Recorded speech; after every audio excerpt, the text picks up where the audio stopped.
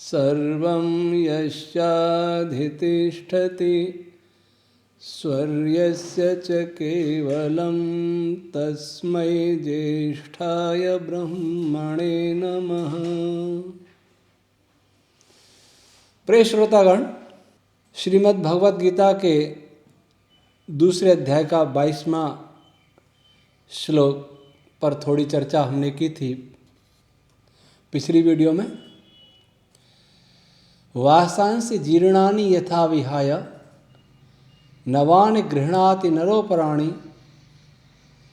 तथा शरीराणि विहाय जीर्णानि अन्यानि संयाति नवानि देहि। यहाँ शरीर की उपमा वस्त्र से की गई है। यह विचारणीय है क्यों? लिखते हैं, भगवान श्री कृष्ण कहते हैं कि जैसे हम अपने पुराने वस्त्रों को छोड़ करके नए वस्त्र धारण कर लेते हैं, वैसे ही आत्मा पुराने शरीर को त्याग कर नए शरीर को धारण कर लेता है। इसलिए मृत्यु शोक करने योग्य नहीं है, क्योंकि आत्मा की मृत्यु नहीं होती। यहाँ विचार की बात है कि उन्होंने शरीर की वस्त्र से तुलना ही क्यों की, अन्य किसी पदार्थ से क्यों नहीं? वस्त्र से मूल्यवान पदार्थ भी हैं, वस्त्र से कम मूल्यवान पदार्थ भी हैं संसार में, जिनको हम अपने पास रखते हैं, हमारे उपयोग के होते हैं, लेकिन वस्त्र ही क्यों? इसकी उपमा इसलिए कि किसी भी व्यक्ति के सबसे निकट अगर कोई पदार्थ होता है उसके शरीर के अतिरिक्त, तो वो वस्त्र ही होता है। मकान में हम रहते हैं, हमारे पास बहुत सारे साधन हैं, सोना चांदी पैसा सब कुछ है, लेकिन वस्त्र के बराबर निकटता किसी पदार्थ से नहीं होती। और दूसरे पदार्थ पुराने होने पर भी मोह का कारण बन सकते हैं। मकान पुराना हुआ तो अभी भूमि रहेगी, उसका मोह रहेगा, और जितने पदार्थ हैं उनमें कहीं न कहीं मोह हो सकता है, लेकिन वस्त्र पुराने होने पर किसी काम का नहीं रहता, उसका किसी को मोह नहीं होता। और पुराना कौन होता है? जिसके अवयव होते हैं। पुराना होना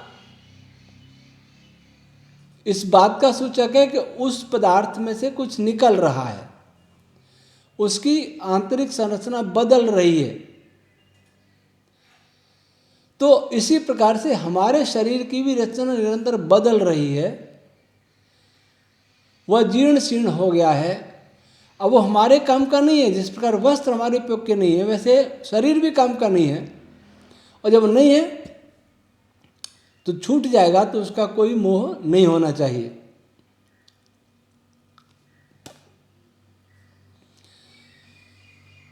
मृत्यु ही नया जीवन है। अगर मृत्यु न हो, अगर कपड़े फटे नहीं, तो हम नए कपड़े पहन ही नहीं पाएंगे। अगर मृत्यु नहीं हो तो नया जीवन मिलेगा ही नहीं। मृत्यु बहुत आवश्यक है, समय पर मृत्यु बहुत आवश्यक है। मान लीजिए हर व्यक्ति अमर हो जाए, तब क्या होगा? संसार में इतने लोग हो जाएंगे कि रहने का स्थान नहीं होगा। आज बड़ी विचित्र बात है कि कुछ लोग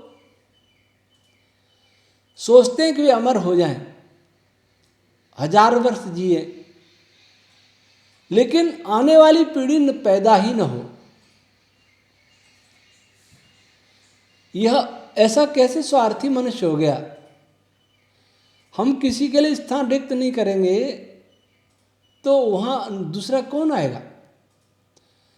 जैसे एक ट्रेन में हम बैठ जाते हैं, सीट होते हुए दूसरे को नहीं बैठने देते हैं, हम सोचते हैं हम ही बैठे रहें, दूसरा कोई इसमें नहीं आवे। लेकिन यह कहते हैं कि इस शरीर को वस्त्र के समान समझें, इसका मोह न करें। और आगे कहते हैं नैनम छिंदंति शस्त्राणि नैनम दहति पावकः न चैनम क्लेदयन्त्यापो न शोषयति मारुतः। इस शरीर को शस्त्र नहीं छेद सकते, काट सकते। कटता कौन है? किस पदार्थ में छेद हो सकता है? कौन पदार्थ काटा जा सकता है? वही पदार्थ काटा जा सकता है, उसी पदार्थ में छेद हो सकता है जो अवयव वाला हो, जो विभिन्न अवयवों से, जिसके कुछ कंटेंट्स हों, अवयव हों। अगर अवयव नहीं होंगे, निरवयव वस्तु है, उसको कोई भी काट नहीं सकता। निरवयव वस्तु, इसका अर्थ जीवात्मा अवयव रहित है, उसका कोई अवयव नहीं है, इसलिए वो अनादि और अनंत और अनादि और अविनाशी है। अनंत काल की दृष्टि से है, देश की दृष्टि से नहीं। देश की दृष्टि से ईश्वर अनंत है। नैनम दहति पावक, और उस आत्मा को आग भी नहीं जला सकती है।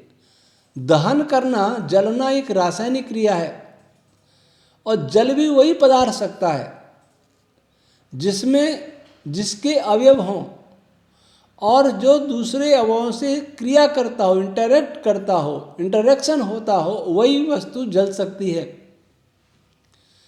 निष्क्रिय वस्तु कभी नहीं जल सकती, अवयव रहित वस्तु कभी नहीं जल सकती। और न चैनम क्लेदयन्त, जल गला नहीं सकता। गलाने का अर्थ भी उसके अवयवों के बीच में जो बंधन है वो शिथिल हो जाना, टूट जाना, वो गलना है, गल करके बिखर जाना। आत्मा और न शोषयति मारुतः, और हवा भी जिसको नहीं सुखा सकती। हवा चलेगी तो वाष्पन क्रिया तेजी से होगी। वाष्पन किसका हो सकता है? जिसके अणु हों, जिसके अवयव हों, उसी का वाष्पन होगा, उसमें से कुछ निकलता रहेगा। पानी रखें, धीरे धीरे पानी उड़ जाता है, सूख जाता है। क्यों? क्योंकि उसके अणु वहाँ से निकल के दूर चले जाते हैं। अगर वो जल अणुओं से मिलकर नहीं बना होता तो कभी नहीं मिटता। निरवय वस्तु की सत्ता सदैव रहती है। तो आत्मा अवयव वाली वस्तु नहीं है। आत्मा विभिन्न खंडों से मिलकर नहीं बनी है, इसलिए उसके खंड भी नहीं हो सकते हैं। इसलिए वो कट भी नहीं सकता है, वो सूख नहीं सकता है, वो जल नहीं सकता है, वो गल नहीं सकता है। इसी को आगे कहा अच्छेद्यो, यह अच्छेद्य है। अच्छेद्योयम अदाह्योयम अक्लेद्यो अशोष्य एवच, यह छेदने योग्य कदापि नहीं है, जलाने योग्य कदापि नहीं है, गीला करने योग्य, गलाने योग्य कदापि नहीं है, और सोखने योग्य भी कदापि नहीं है। इससे क्या अर्थ निकला? एक अर्थ ये निकला कि आत्मा अवयव रहित है। ये किसी से मिलके बना नहीं। और दूसरी बात क्या निकली? ये कह रहे हैं कि आत्मा शरीर को त्याग देता है, पुराने शरीर को त्याग देता है, नए को धारण कर लेता है। इससे दूसरा संकेत मिलता है कि आत्मा सर्वव्यापी भी नहीं है। जो सर्वव्यापी वस्तु है वो किसी का त्याग नहीं कर सकती और किसी का ग्रहण नहीं कर सकती। ग्रहण तो अपने में समेट भी ले, एब्जॉर्व कर ले, जैसे ईश्वर हमको ग्रहण किए हुए। लेकिन ईश्वर किसी को त्याग नहीं सकता, किसी को अपने से बाहर नहीं कर सकता, क्योंकि उसके बाहर कुछ है ही नहीं। तो ये आत्मा के दो गुण यहाँ स्पष्ट हुए कि एक तो आत्मा सर्वव्यापक नहीं है और एक आत्मा अवयव वाला नहीं है। अगर इनमें से एक भी गुण मान लें तो गीता के ये तीनों श्लोक गलत सिद्ध हो जाएंगे। जो लोग गीता के श्लोकों के माध्यम से आत्मा को परमात्मा बताते हैं, वो वास्तव में गीता के मर्म को नहीं समझते। परमात्मा के लिए ऐसा नहीं कहा जा सकता कि वह पुराने वस्त्रों को त्याग करके नए वस्त्र धारण कर लेता है, क्योंकि सर्वव्यापक वस्तु का आना जाना किसी संभव ही नहीं। तो कैसा आत्मा नित्य, अब यहाँ जीवात्मा आता है नित्य, ये जीवात्मा नित्य है, एक जैसा रहता है। नित्य किसको कहते हैं? एक जैसा रहता है।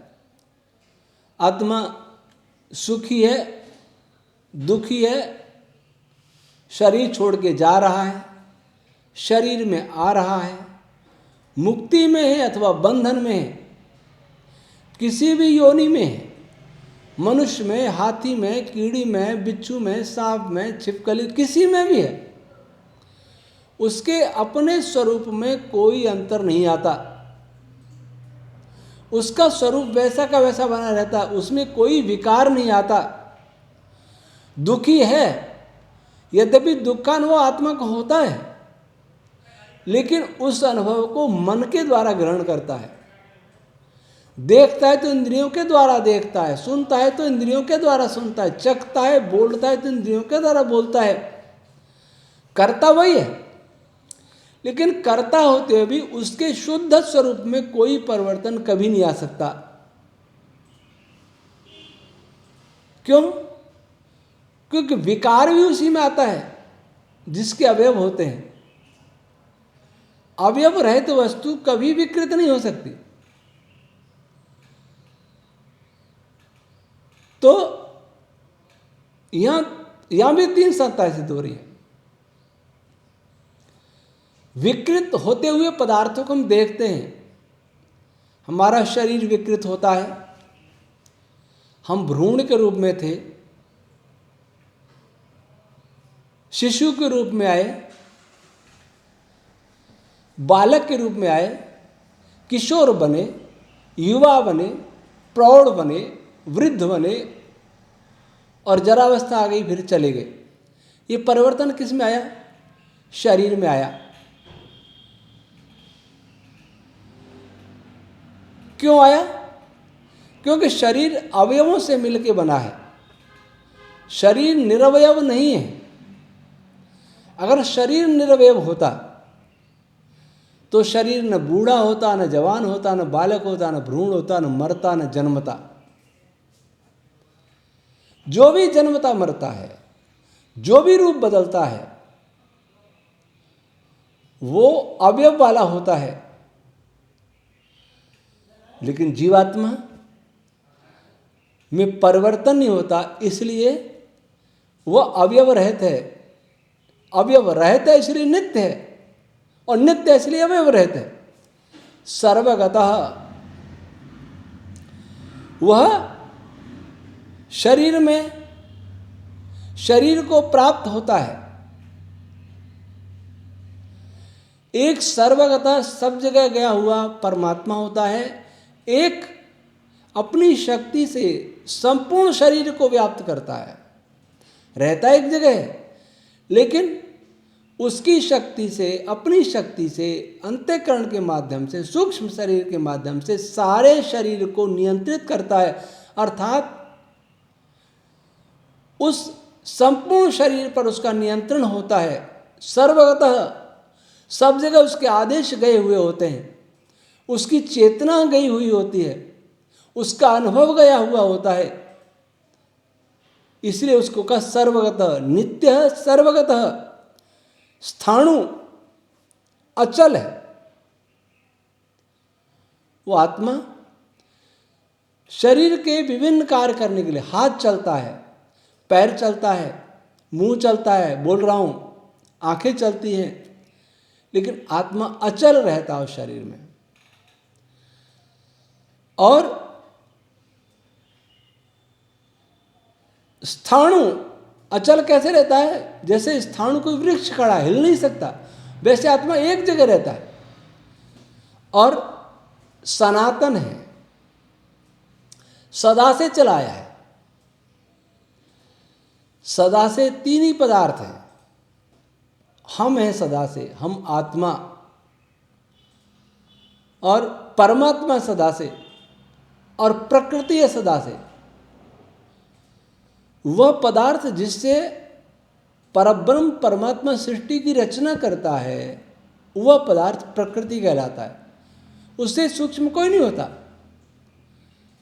उसके अक्षर रूप अवयव होते हैं, लेकिन अनादि इसलिए कि अक्षर रूप अवयव प्रलय अवस्था में पृथक पृथक होते हैं, उनका परस्पर कोई सहयोग नहीं होता। ऐसा माने कि हर अक्षर रूप अवयव अनादि है, हर अक्षर रूप अवयव अनंत है, हर अक्षर रूप अवयव अविनाशी है। तो सभी पृथक पृथक अविनाशी हैं, पृथक पृथक नित्य हैं, पृथक पृथक सनातन है। इसलिए सारी प्रकृति सनातन है, लेकिन सृष्टि सनातन नहीं है, शरीर सनातन नहीं है। तो तीन वस्तु में सनातन है, नित्य है, ईश्वर, जीव और प्रकृति। इनमें से एक को हटाएंगे तो हम दूसरे दोनों पदार्थों की सत्ता का क्या प्रयोजन है ये सिद्ध नहीं कर सकते। आज की थोड़ी चर्चा कर लेते हैं कि मान लीजिए ईश्वर ही सब कुछ है और कुछ सत्ता ही नहीं, तो प्रश्न उठेगा कि जो दिख रहा है, मैं बैठा हूँ, बोल रहा हूँ, मेरे सामने एक कैमरा है, ये बल्ब है, आप लोग हैं, ये क्या है? अगर कहें कि ये स्वप्न है, तो फिर प्रश्न आएगा कि स्वप्न कौन देख रहा है? मैं तो परमात्मा हूं, तो क्या मैं स्वप्न देखने वाला हो गया? अच्छा, परमात्मा हूं और ये शरीर भी स्वप्न है, ऐसा कहने वाला कोई भी व्यक्ति बीमार होने पर चिकित्सक के पास जाता है। क्यों? वो ये सोच ले कि ये तो भ्रम है, ये शरीर वरीर कुछ नहीं, तो भ्रम है, मेरा स्वप्न है। लेकिन उस समय डॉक्टर के पास भागता है, पेट दर्द होता है, हृदय की तकलीफ होती है, सिर दर्द होता है, ज्वर आता है, तो डॉक्टर के पास भागता है और वैसे कहेगा कि ब्रह्म सत्य जगन मिथ्या। तो मिथ्या की चिकित्सा क्यों करानी?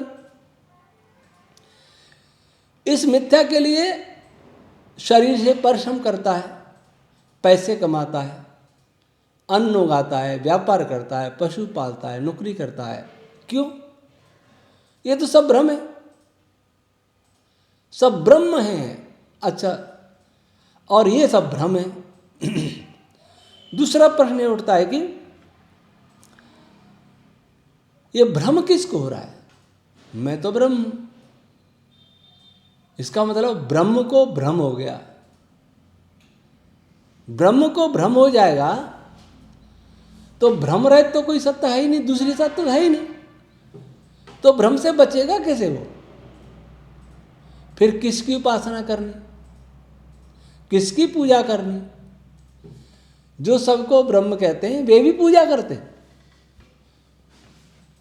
तो वो उनसे पूछे कि पूजा किसकी कर रहे हैं? आप तो ब्रह्म हैं।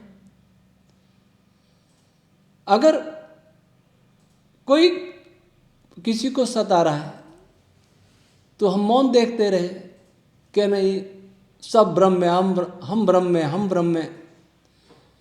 ऐसा करते करते हम वास्तविकता से परे चले गए। राष्ट्रीय अवधारणा, पारिवारिक अवधारणा, सामाजिक अवधारणा हमारी ध्वस्त हो गई, निष्क्रिय हो गए, अकर्मण्य हो गए। गीता कर्म करने का उपदेश देती है, अकर्मण्य नहीं बनाती। अगर सब ब्रह्म ही होता और ब्रह्म ही होता और सब भ्रम होता जगत, तो कृष्ण जी को उपदेश देने की क्या आवश्यकता थी? कहते पांडवों बैठो, जंगल में बैठो, कहीं भी बैठो, सब अविद्या है, सब अज्ञान के कारण ये भ्रम हो रहा है। न कोई राज, न कोई इंद्रप्रस्थ है, न कोई हस्तिनापुर है, न कोई कौरव है, न कोई पांडव है, न तू है, न मैं हूँ, कोई नहीं है, सब परमात्मा। इसलिए उसका ध्यान करते रहो, कोई कर्तव्य नहीं है। द्रौपदी का चीरहरण, लाक्षागृह, ये तो सब माया थी, ये भ्रम था। इसके लिए क्या शोक करना? और क्योंकि तुम तो ब्रह्म हो, शोक क्यों करते हो? लेकिन ऐसा कृष्ण भगवान ने थोड़ी किया। उन्होंने कर्म का पाठ पढ़ाया। कर्म का पाठ उसी को पढ़ाया जाता है जिसके लिए कोई कर्म करना शेष रहता है। ब्रह्म का कोई कर्तव्य नहीं होता उसके लिए कोई, जब वो अकेला ही है तो क्या करेगा? इसलिए हम इस सत्य को समझें। हम बहुत सारा पढ़ लेते हैं लेकिन उन शास्त्रों को समझ नहीं पाते, इसलिए भ्रांतियां हो जाती हैं। इस भ्रांतियों को निकालें।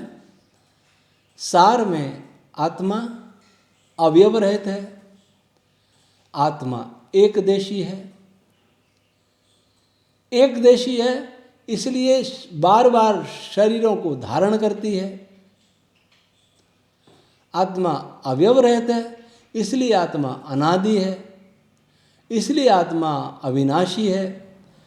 इसलिए आत्मा कोई काट नहीं सकता, जला नहीं सकता, गला नहीं सकता, सुखा नहीं सकता। आज इतना ही शेष, फिर ओम शम।